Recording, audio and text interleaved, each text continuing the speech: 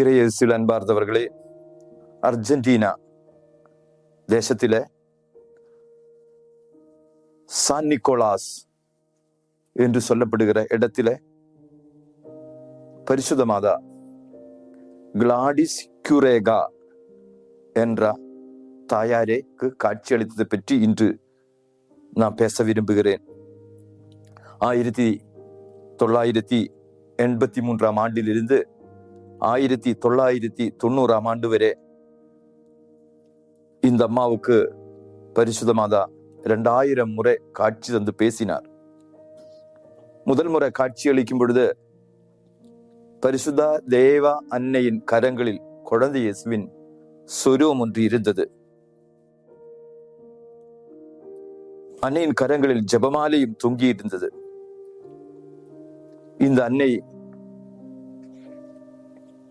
கிளாடிஸுக்கு காட்சி அளிக்கும் பொழுது, ஜெபமாலை சொல்லுங்கள், உலகத்தின் மனம் மாற்றத்திற்காக அழுது புலம்பி ஜெபியுங்கள் என்று இவரிடம் கேட்டுக்கொண்டார்.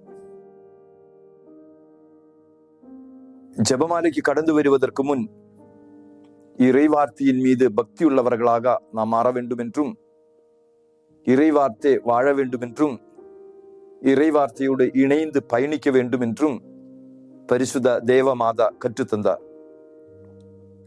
1983 செப்டம்பர் 25 1990 பிப்ரவரி 11 வரையிலும் பரிசுத்த தேவ அன்னை இவருக்கு காட்சி அளித்தார்.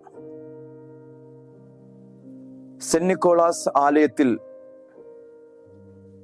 பரிசுத்த மாதாவினுடைய காணாமல் போன சொருவத்தை கிளாடிஸ் என்ற தாயார் ஆலயத்தில் தேடி அவள் கண்டெடுத்தாள்.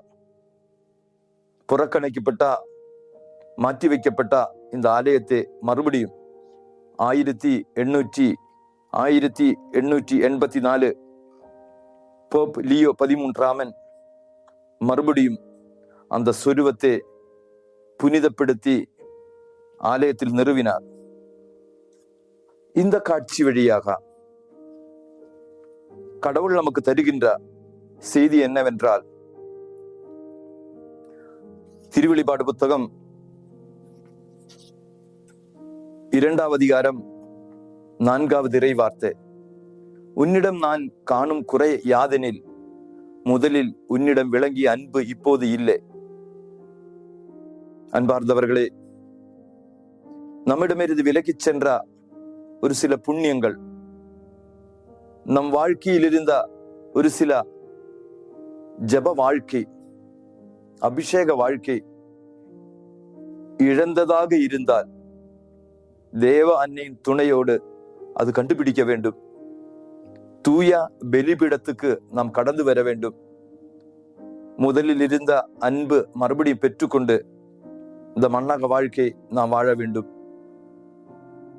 ஆதலால் கரங்கள் கும்பிடுவோம், கண்கள் மூடுவோம், ஜெபிப்போம்.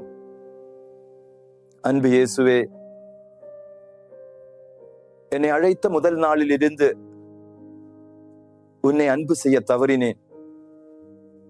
உமக்காக வாழ நான் முயற்சி செய்யவில்லை. இருந்தாலும் தேவ அன்னையின் கரம் பிடித்து முதலில் இருந்த அந்த அபிஷேகத்திற்கு கடந்து வந்து சாட்சியாக, அபிஷேகம் உள்ளவனாக வாழ எனக்கு கிருபை தாரும். ஆண்டவராகிய கிறிஸ்து வழியாக உம்மை மன்றாடுகின்றோம். ஆமேன்.